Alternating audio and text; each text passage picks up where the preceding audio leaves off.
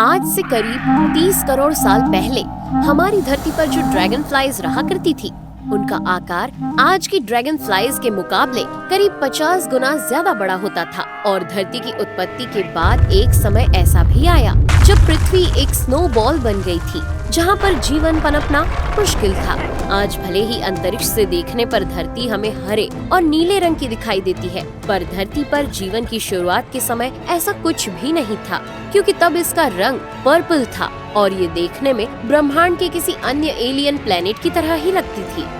Fungus के बारे में तो आप सभी ने सुना ही होगा, जो कि एक तरह के सूक्ष्म जीव होते हैं। लेकिन जिस तरह के फंगस को हम आज देखते हैं, आज से करोड़ों साल पहले वो ऐसा नहीं था। क्योंकि हाल ही में हुई एक स्टडी से ये बात सामने आई है कि जब हमारी धरती देखने में किसी एलियन प्लेनेट की तरह लगती थी, तब उस समय इस पर जो फंगस पाई जाती थी, उसकी लंबाई करीब 20 फीट होती थी। एक स्टडी से ये बात सामने आई है कि रहस्यमयी प्रोटोटेक्साइड्स कोई वनस्पति नहीं है, बल्कि ये 35 करोड़ साल पहले विलुप्त हुआ एक जीव है, जो कि एक तरह का फंगस का प्रकार है। हालांकि कई वैज्ञानिक और जानकार किसी फंगस के इतने बड़े आकार के होने पर विश्वास नहीं करते, पर जिस फॉसिल के ऊपर ये अध्ययन किया गया है, वो तो यही बताता है कि प्रोटोटेक्साइड्स फंगस का ही एक प्रकार है, जो 42 करोड़ साल से 35 करोड़ सालों के बीच धरती पर रहा करती थी। जब हमारी धरती एक एलियन प्लेनेट की तरह दिखती थी, तब इसमें न सिर्फ फंगस का आकार 20 फीट था,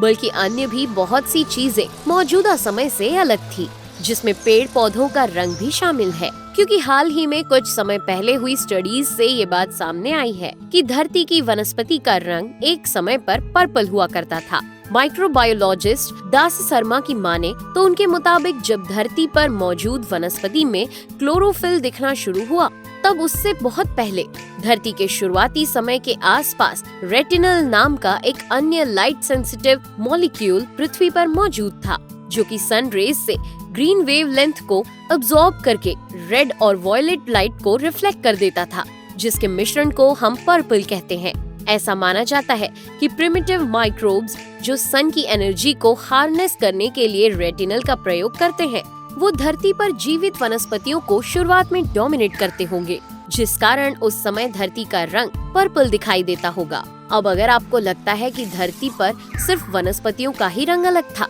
तो ऐसा नहीं है, क्योंकि इसके अलावा भी बहुत सी अन्य चीजें भी अलग थी। अब आर्कटिक नॉर्वे को ही ले लीजिए, जो आज भले ही बर्फ से ढका रहता हो, पर सच तो यही है कि आज से लगभग 38 करोड़ साल पहले आर्कटिक नॉर्वे में भी ट्रॉपिकल फॉरेस्ट हुआ करते थे, जिसका प्रमाण वहाँ मिले फॉसिलाइज्ड स्टम्प्स से मिलता है। जब ये स्टम्प्स मिल गए, तब रिसर्चर्स को ये पता चला कि आर्कटिक में जो जंगल हुआ करता था, वो धरती के सबसे पुराने जंगलों में से एक था। साथ ही उन्होंने ये भी पता लगाया कि शायद इस जंगल ने उस समय धरती पर कार्बन डाइऑक्साइड के लेवल को कम करने में भी अहम योगदान दिया था। हालांकि नॉर्वे के स्वालबार्ड में मिलने वाले ये फॉसिलाइज्ड ट्रीज बाकी अन्य ट्रॉपिकल ट्रीज से अलग थे, और यही वजह थी कि इन प्राचीन पेड़ों को लाइकोप्साइडा के तौर पर पहचान मिली थी। आपको जानकर हैरानी होगी कि स्वालबार्ड में जो लाइकोप्साइड्स उगते थे, उनकी हाइट करीब 13 फीट होती थी।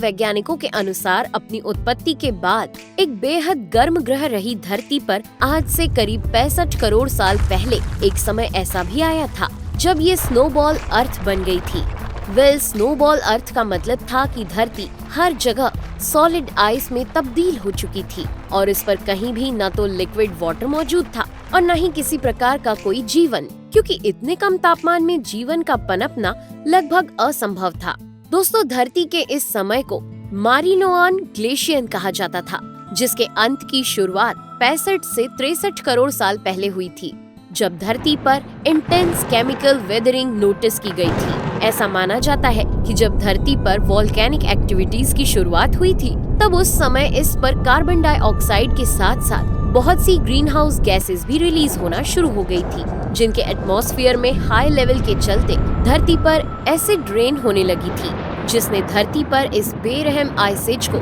खत्म किया था। खैर, अगर आपको लगता है कि ये एसिड रेन सामान्य सी एसिड रेन रही होगी, तो ऐसा नहीं है, क्योंकि ये एक तरह का एसिड रेन स्टॉर्म था, जो कि धरती पर सालों तक चला था। दोस्तों, इस एसिड रेन स्टॉर्म के बाद जब धरती पर आइस एज खत्म होना शुरू हो गया, तब यहाँ पर शुरुआती जीवन ने पनपना शुरू किया और देखते ही देखते अगले कई करोड़ सालों में धरती पर कई तरह के सूक्ष्म जीव और कीड़े मकोड़े जन्म लेने लगे। हाल ही में हुई रिसर्चर्स के आधार पर पता चलता है कि इसी काल के दौरान यानी कि करीब 30 करोड़ साल पहले धरती पर प्रेडेटरी ड्रैगन फ्लाइज का भी जन्म हो गया था, जिनकी सबसे रोचक बात ये थी कि ये आकार में आज के सीगल पक्षी के बराबर थी, जो ये बताने के लिए काफी है कि इनका आकार कितना बड़ा था। जब वैज्ञानिकों को इन जायंट ड्रैगन फ्लाइज के बारे में पता चला, तब शुरुआत में तो इनका आकार सभी के लिए एक बड़ा रहस्य बन गया, क्योंकि कोई नहीं जानता था कि आखिर ये आकार में इतनी बड़ी क्यों थी। वैसे तो इस सवाल को लेकर कई थ्योरीज दी जाती हैं, पर सबसे सटीक थ्योरी ये है कि 30 करोड़ साल पहले इन जायंट ड्रैगन फ्लाइज को धरती पर मौजूद ऑक्सीजन की मात्रा से फायदा मिलता था, जिसके चलते ये आकार में बड़ी हो गई थी। अब आप सोच रहे होंगे कि क्या ऑक्सीजन का भी किसी जीव के आकार पर असर पड़ता है? यूके की प्लमथ यूनिवर्सिटी के प्रोफेसर विल्को वर्बर्ग की माने तो उनके मुताबिक ऑक्सीजन एडल्ट इंसेक्ट्स पर तो असर करती ही है, पर जब कोई इंसेक्ट अपनी लार्वल स्टेज में होता है तब उस पर ऑक्सीजन एडल्ट से भी ज्यादा असर करती है। शायद ही आप जानते हो कि जहां आज धरती के एटमॉस्फेयर में सिर्फ 21% ऑक्सीजन मौजूद है, तो वहीं आज से 30 करोड़ साल पहले ये मात्रा 31% हुआ करती थी, और शायद यही इन ड्रैगन फ्लाइज के बड़े आकार का कारण थी। हालांकि जब धरती के वातावरण में मौजूद इस ऑक्सीजन का लेवल गिरा, तो देखते ही देखते ये जायंट ड्रैगन फ्लाइज खत्म होती चली गयी। दोस्तों, जब हमारी धरती एक एलियन प्लेनेट जैसी थी, तब उसमें कुछ ऐसी चीजें देखने को मिलती थी। उम्मीद है कि आपको आज का ये इंटरेस्टिंग और अद्भुत वीडियो पसंद आया होगा। अगर आपको ये वीडियो पसंद आया है तो इसे लाइक कर अपने सारे दोस्तों के साथ शेयर कर दीजिए। अगर आप हमारे चैनल पर नए हैं तो इसे सब्सक्राइब कर बेल आइकन जरूर ऑन कर लें। अब दीजिए अपनी दोस्त नेहा आगरकर को आज्ञा। Tata, bye bye.